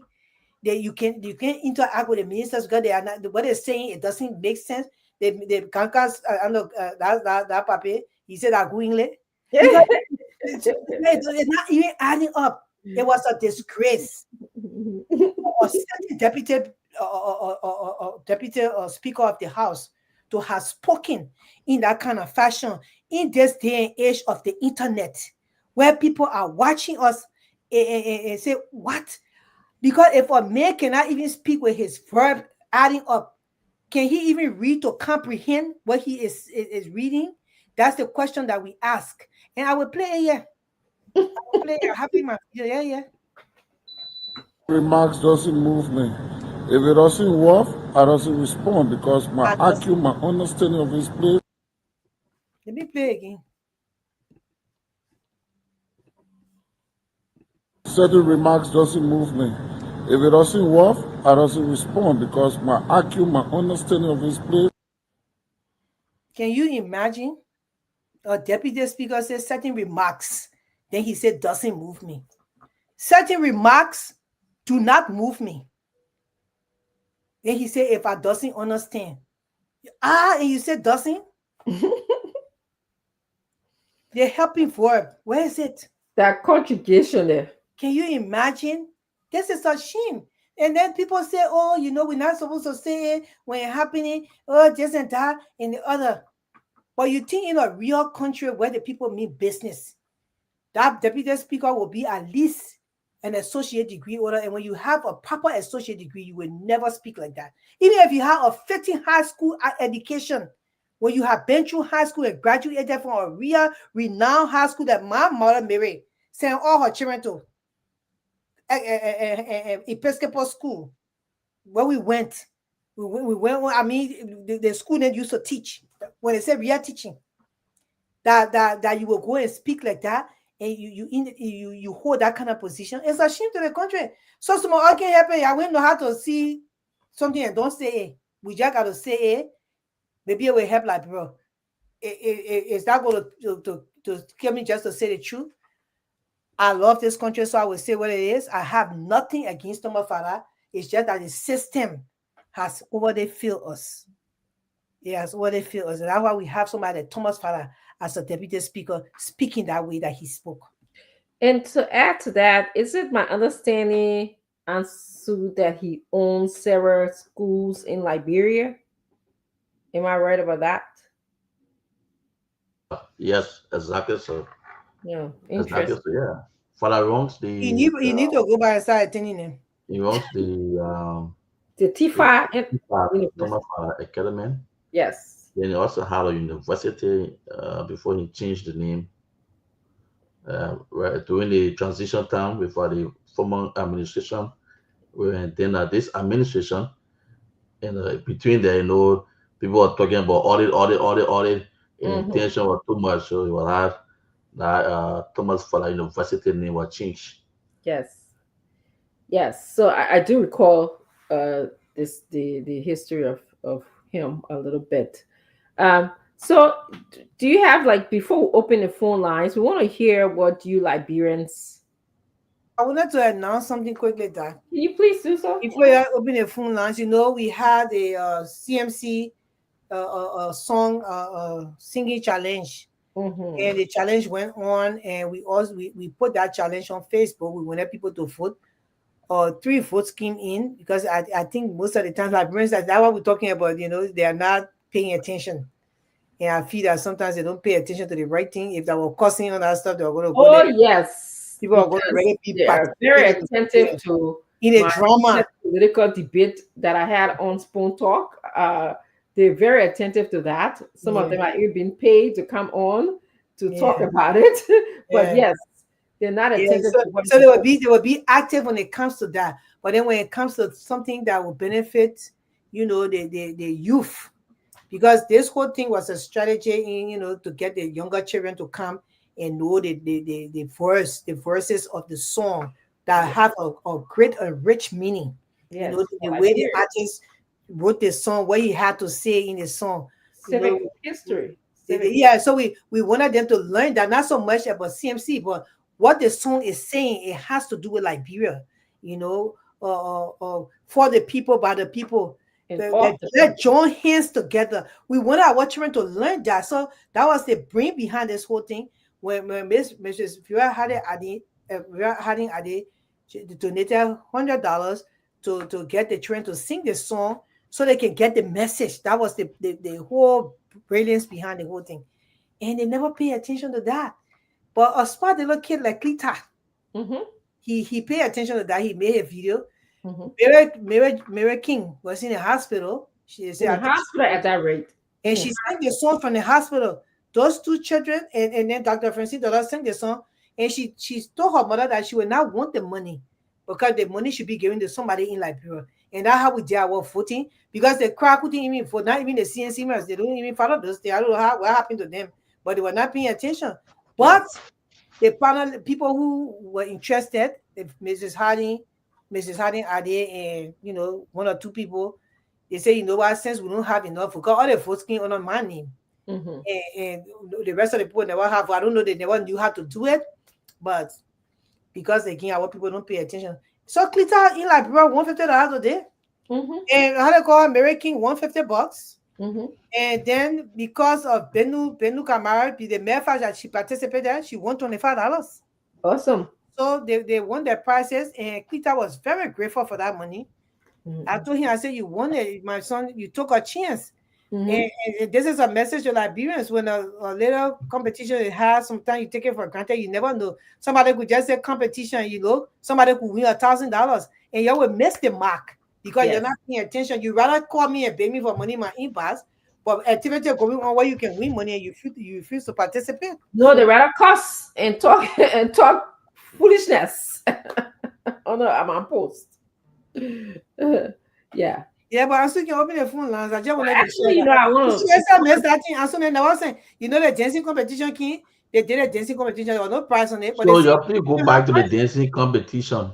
Please go back. I want to just also add that I want to tell the people who responded, Kuta and Mary King, and what's Miss Kamara, Benu Kamara. Thank you so much for responding to CMC's call.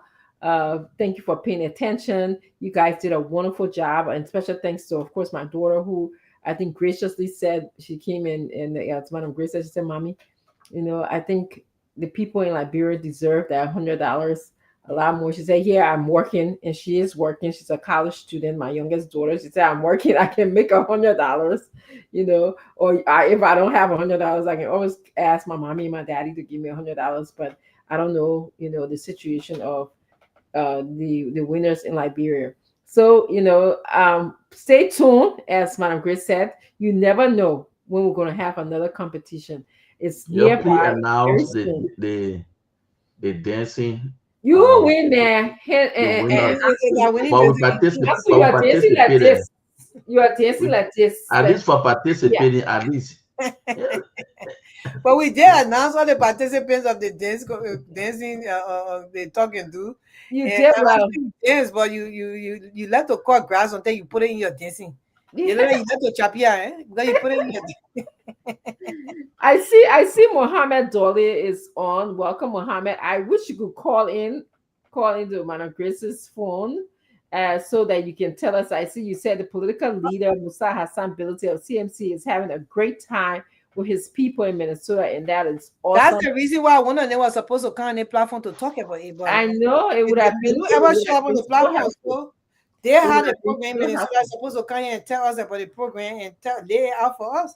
We're not Yes. going to be looking for a picture to come lay out for them. That's why I didn't so they need to come tomorrow. Yes. They can choose to come and lay out what happened. Yes, That's and I want to apologize for us not having some visual aid here because I basically would have set it up, but I got the link late, and of course I'm still learning StreamYard how to set up things. But yes, it sounds like our political leader, representative, and Honorable Musa Hassan Billy had a wonderful time.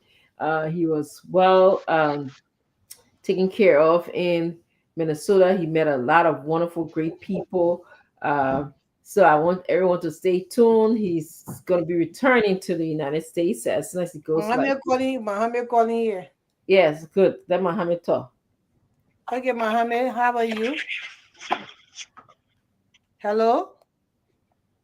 Yeah. Madam Chair, Yes, Mr. Chairman. how you doing? I am doing great. We're looking forward to one of you people coming on tonight to tell us about your Minnesota program, but we didn't see anybody. No, you should have get everybody on the running around. It's too much.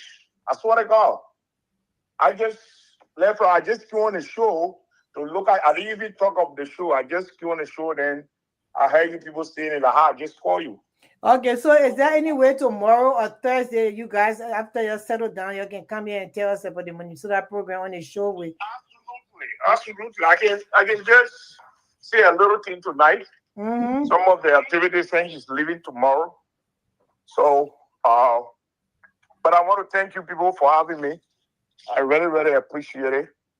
I think the political leader is having a very wonderful time here in the state of Minnesota.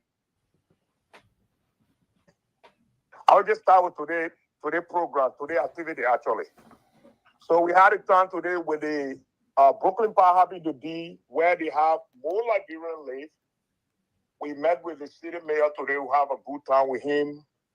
They discussed a lot of issues, how, Liberia, Brooklyn Pie, the city of Brooklyn Pie and the city of Security can do things together in the best interest of Liberia. Wow. So that was discussed privately. We left from there. They had a lunch with another group of people. This evening, just got here. We just came from the Capitol building of Minnesota in St. Paul, where he met with the state senator, Susan Fye. And there was a lot of discussion. There's a lot of video here and there. So it's good. And yesterday, Sunday, we also met with the chairman of the board of, how do you call it, the executive director of OLM. That is to say, the Liberian organization here in Minnesota, the executive director, we is Kamati Dan. We had some discussion with him yesterday. We had an interview with KMTV, I think with Spoon. Then later on, we went to UNICO meeting where we were there up to 9 p.m. That were his people. There was a lot of personal discussion and some of the great things he have done for Nima County, especially for his district. And he was really appreciated by the people. And on the same Sunday, we also went to the biggest church here in the Twin City. It's called the Community. Community Church, yes, of Minnesota. I was embraced with a lot of people. He was officially introduced to the church members. He spoke there briefly. We got record, we got video for those things. On Saturday, with the town hall meeting, trust me, our community showed up. This was not a Liberian weekend off. This is the Liberian weekend to work. Wow. And regardless of all of that, people show up. For the record, according to the church directory there, most of the Liberian activity, especially when the political figures come to Minnesota, this is where they host them. And for the first time, Honorable Mobility has been able to produce the highest number for the record. Wow. So that was doing the Saturday program. And on Friday, I'm just trying to pick on little thing. On Friday, we had an opportunity to attend the community mosque where we all pray. We went there. He spoke there to the people. He was embraced. He could see how people welcome him, as he is loved by the people, how people appreciate him. There was a lot of questions being given, but overall, he got he was very welcomed by the people. People appreciate. People are responding positively, and people are joining the party. A lot of people are out of state from different world. People came from North Dakota. These are neighboring chapters state of Minnesota. People came from Iowa, 3 hours, 30 minutes. People came from Chicago. People came from Missouri. People came from South Dakota to come and see Mr. Benedict to tell him thank you. So for overall, that's why I would say for now, everything is going on smoothly. I think we achieve our goal with the help of you people over there in studio. We want to say thank you. Thank you very much. Let's work together. I think we are doing good. We haven't get there yet, but I think we'll get there. That's all I have to say. If you got a few questions, I can answer it. But for now, we are doing good, and we are being able to meet most of the stakeholders in the state of Minnesota. Okay. All right. Thank you, Mohammed. We'll say thank you. You guys have done a very great job. I am very proud of you guys, watching one or two of what you guys have done. It would be very fair for you to come here maybe on Tuesday or Thursday to come and just talk about the program, in a very, very extensive form on exactly how you guys' agenda went. And y'all can come and grace the platform and come and talk about it. On Thursday, when the Pocket the Mall will be here with Winston Cooper. Y'all can come with them and y'all can talk about what happened in Minnesota, or y'all can come tomorrow where me and Doc will still be here and y'all can talk about it, or y'all can choose to come on Friday where we'll also be here. So, we can have a full glance of what happened, and then, videos will be played and your pictures will be shared at that time. But you guys did a good job. I'm very proud of your team. You, the leader of Johnson Chester Dole, and you, the vice chairperson, Mr. Mohammed Dole, and Mr. Crab Kennedy, William Kennedy. Also, I saw him list up with you guys, I think on Sunday, because he was out of town. He is the USA Mobilization chairperson. And all your full team, your wives, the amount of time you're putting into this. I want to say thank you. We appreciate you guys. And you did a good job. I'm very proud of you. I would say that. And whatsoever I could do in the back, I did. So I hope you guys, appreciate that, and we appreciate you. Doc, you want to say anything? Yeah, I just wanted to publicly say thank you to all of you who uplifted the political leader and the Citizens Movement for Change party in Minnesota. We highly appreciate you, as Madam Grace said. It was wonderful. I had a question. I saw today that he was in, I think it's Representative Susan Fa office, and she gave him like a little pin or something. Maybe you want to share a little bit more, Mohammed, if you're still there, on what he got. I'm here, Madam. I'm here, Madam Grower. Thank you. Madam Susan Fa is the sitting senator of our city senator. Matter of fact, she represents where I live in Minnesota, in Broken Park specifically. So when I go visit her, she gave a pin to Honorable Ability. And while giving the pin, somebody, I think it was Chairman Chester Doe, spoke out to say, our future president, and she said, look, I'm glad to meet with him. I hope when he becomes the president of the Republic of Liberia, he will not forget about me. So that was a moment for every one of us, and we all cheered up and laughed about it. The videos are there. It was great. She's the senator there from our district here in Broken Park. Oh, wow. Thank you so much. Thank you. Thank you, Mohammed. Thank you to the team. Thank you and I want to also thank you people. It did not start today. There have been a lot of phone calls from both of you people. You've been working from the back. I know you are saying it publicly to thank us, but I want to take this thing and give it back to you people. This thing will not be possible without the leadership we have in place. So publicly, I want to say thank to both of you. Thanks for your leadership. Thanks for your patience. It's challenging. It's not going to be easy. We're going to be tested. The other things going to come our way, but hopefully everything will achieve our goal. And I want to publicly thank both of you for doing what you do every day for CMC. Thank you very much for having me. Yes. Thank you, Mohammed. Seeing you soon. My chairman, Mohammed Dolly. Yes. That's my chairman. Yes, good job, team. Good job, Madam Crisco. Good job, Siku. I know Siku was up there. I see that he's in some of the pictures. Yes, I saw So I Siku saw there. Didi. Didi is also was also there as well. So good job to all of you guys. This is exactly what we come here and talk about, talking to the Liberian people, sharing the good news that CMC has to offer, and we'll let the Liberian people decide. And obviously, we can see that they are gravitating and they are deciding to come to CMC. And it's not just the Liberians in Liberia, which are the people who's going to be voting. We know that, and we have a significant portion of them are, signing up. But the Liberians around the world, we had a meeting, Madam Grace, on was it Saturday before I saw you. We had our global heads meeting, and we had people from all over the globe, the continents, basically, not the 17th continent now. I don't throw that in. Countries. Yes. so so they were there. I'm tired, so that's why I get sometimes when I'm tired.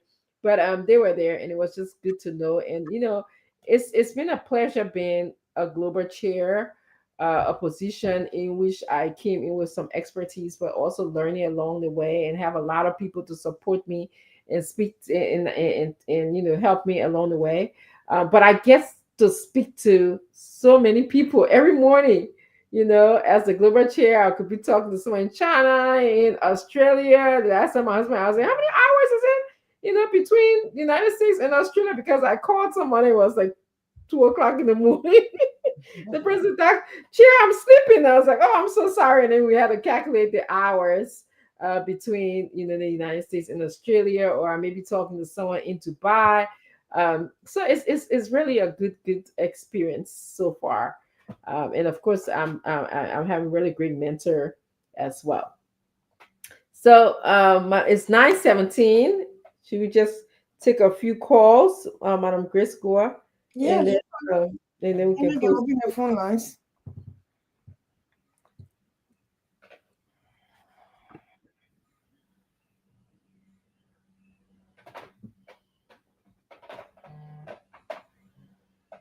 Okay, so if you're listening to us and if you're just joining us, we are now giving you the opportunity to speak to us, to talk to us, to tell us your thoughts, your views. We've basically outlined some of what's going on in CMC and some of the trending issues. We've kind of educated you on some of our expectations for Liberia, even though we know we have many challenges. Uh, you know,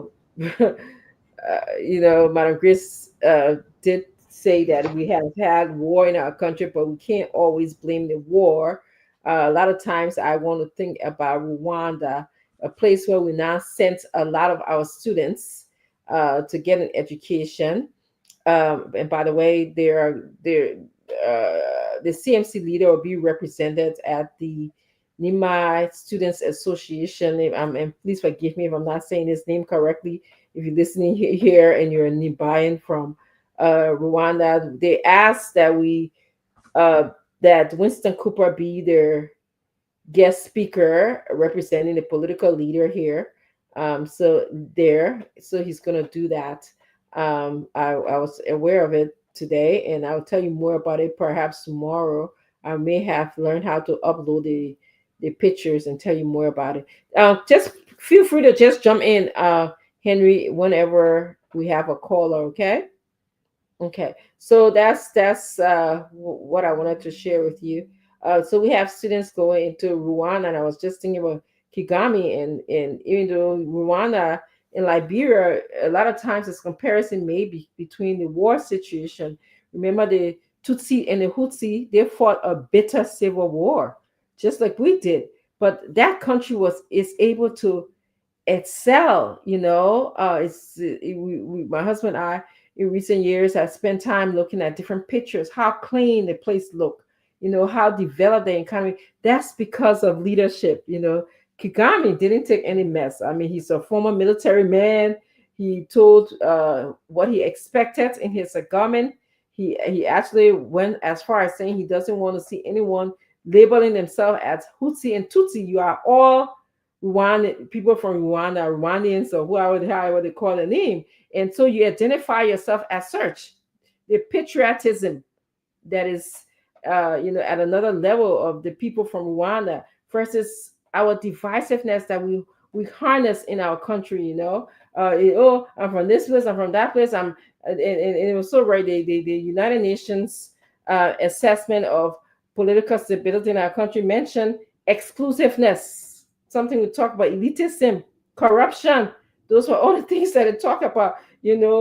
Capacity deficits. Those were the things that we kind of broke down to explain to you. Those things, according to the USAID, okay, and I'm very careful in terms of how I use some of these international reports to draw an assessment of Liberia. But I think this one is on point. I'm not the kind of person who would just think that whatever the international world says of Liberia is correct. No, I don't.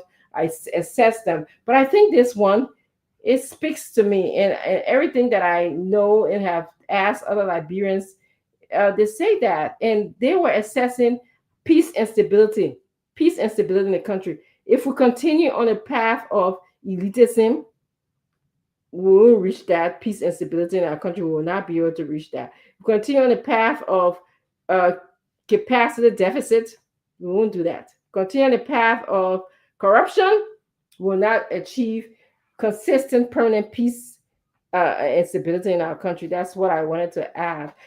So, Henry, before you open the lines, I want to say thank you to Ansu Dukle. He is the USA coordinator. He was very, very much that's right. active on a trip as well. He did a very good job in sending pictures for us to see what was going on. So, Ansu Dukle, you listening? Thank you so much for being a part of the team, going to Minnesota and helping the people, the Minnesota team there. So, say thank you to Ansu. He's been there since Thursday, I think, and he's been working along with the team since Thursday into now. I think he's still there. He's supposed to be leaving tomorrow, as I heard Mohammed just said. So I just want to say thank you to Ansi. Kudos. You are doing a good job. With all of you guys doing a very great job there. Yes, Ansu Colette was also there. Ansu Dukle, Ansu Colette was also there. I saw in some of the pictures. He was very instrumental in, taking good notes and keeping the PL in check sometimes. So I want to say thank you to both of you.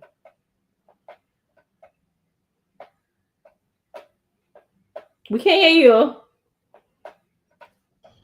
So you've been following the show very closely. It's now time you placing your call to 077701763 7771763 better still 0776927472 776 For those of you that following us via the internet, calls on +23177701765.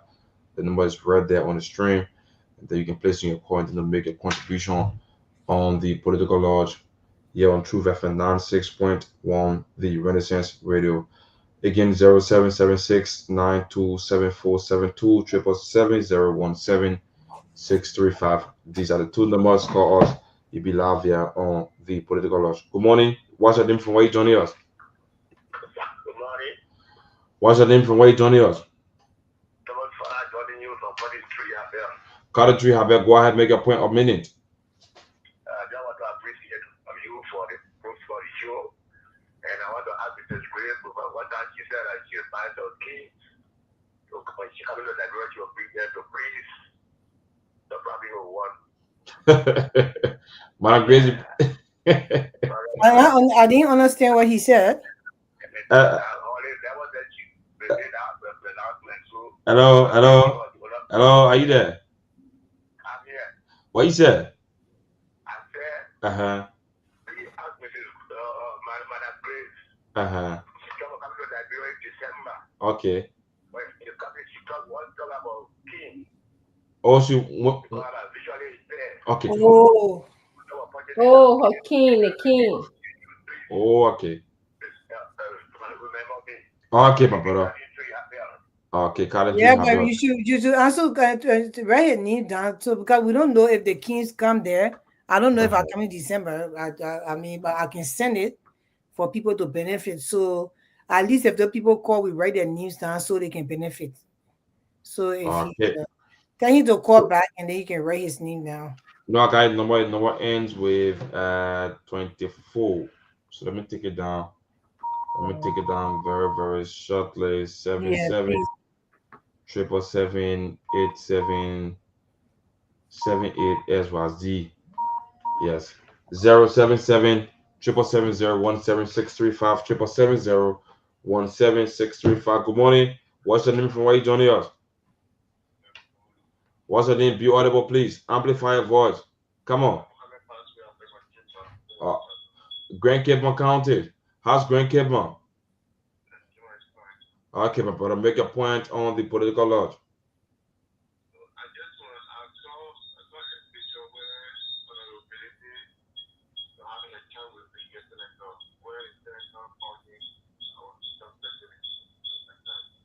Having an interaction with the senator from USA and then the senator called him future president. Okay, my brother, thank you so much. We pray that you flourish. That's our prayer. Okay, 077 7017635 777 0776 927472 776 927472 776 777 These are the two numbers calls and then make a point on the political lodge. Oh yes. And I tell you so let me get his number right down. Let me get it this. Let me do it this. Sorry for the sound. 077017635 These are the numbers for those of you following us by the internet. The number is right there on the stream +231 7770 17635. So, man, agree you start promising the people yeah, that's serious for real. It's not so much. There's not so much of a promise. You got to get Yeah. that. These kings were given to me. It's not even CMC stuff. Let me be clear. It's legacy holding foundation. So it was given to me to actually donate. Somebody donated them to me. People donated them to donate to the people in Liberia, the visually impaired. So when somebody come in that can bring it, I was saying I was hoping to come to Liberia this December, but I'm not coming. So I have to find somebody to bring it and donate it to for the people to have it. So it's not so much a promise. If I'm donating something to give to the population, I have to give it to them. So I said it on the radio that yes, I was hoping to come in December. I'm not coming in December any longer. So By therefore, the way, the one at security, but maybe she don't want to disclose her coming, but that's the IB. no I one see trust somebody coming. I will send So it, we have it's or they nine. will have to wait until the day I get to We Liberia have a because few more minutes left. Yeah, yeah, I'm sorry, Grace. yeah, Go ahead. these are things that sometimes yourself want to be they want to donate it to the people because you never trust people to ready to what you're supposed to do. So hopefully when I come in there, I will bring it the day I come. Yeah, Yeah. I go trust you ahead. for that. Let's move to closing on Grace. Girl. Yeah, I have a you stay in the office, right? In my office, in my house. No, you still gotta go. You still Yeah, gotta go to work. until Friday. Yeah. I can't wait for you to work from home. I feel like we can have a better conversation when you're at home Yeah. working. Yeah. And so we have a busy day tomorrow. Um, I think I share with you guys. I started actually going outside of my house to work in many, many years. I have not done this. So I'm usually nervous on Monday nights that I have to go to bed early to make sure that I'm alert when you're doing therapy with someone. You have to be alert. You have to be able to listen. You have to be able to observe their body movements and whatever they present to you. So I have to be awake when I'm doing this. That's why I have to leave my house tomorrow to do therapy to a few clients. Um, so we're gonna move to closing. I want to thank all of you that are watching us. You left your schedule today, whatever you are doing, whether you're working with the radio on or having your shift at a clinic, or perhaps you're driving, or maybe you're between your sheets sleeping and tossing and turning, and that's okay. And you came here to listen to us. I just want to tell you thank you for joining us, and we look forward to seeing you again on the Political Lounge. It was a great show today. Honorable Grace and I spoke a lot about things that could move our country forward, like the matter of, education, okay, uh, training and mentoring and decreasing corruption in our country, uh, decreasing uh, in equitable access to resources, inequitable access to resources. If we decrease those things in our country, like make the resources fair for everybody to benefit from, have a political party that is off the people, it would be great. So we want to thank you and hope to see you again. Come back again. I'm going to turn it over to Madam Grace, and then we'll go to Henry, who's in studio to send us home. I just want to say thank you to everybody who watched, and thank you to Mohammed for coming on and speaking tonight. I would like to say God bless everybody. The people in Liberia, we are rooting for you. We are rooting for a changed government that will change your life and make your life better. And the future generation of Liberia will strive to be the best in so many years to come. So we're looking forward to that. God bless everyone. Thank you. Mm-hmm. And I tell you, so certainly, God bless everyone. So it has been a fascinating show, very educative and informative as well. Join us, that's going to be tomorrow, same time, here instead of the 1 o'clock. I wish thank you going to be here on the Political Lounge, discussing issues related to our country, more specifically CMC. Until then, if you want to get a gist, the gossip, the hint as it relates to a specific country, follow the women to that water side. At the water side, they talk about everything, the ills, the leakages, and they find a common ground to solve all these problems. So it's always a pleasure to form part of the team. Until then, same time tomorrow, 11:30 will be here. Bye-bye. CMC, for the people, by the people, and to the people. Citizens Movement for Change. Oh yes, a new day has come. Yes, a new day has come. Rise up, Liberia. CMC, for the people. CMC, by the people. Let us join our hands together to build a better life. CMC, CMC, for the people. CMC, by the people. Let us join our hands together to build a better life. Equity, national unity, transparency, accountability, social justice, integrity.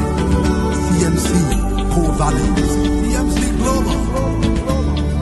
It is a new day for Liberia. It is a new day for the people. Let's all together. Let's all together. It's a unity. Raise up your hands. CMC. The land of liberty, the land of freedom, the love of liberty.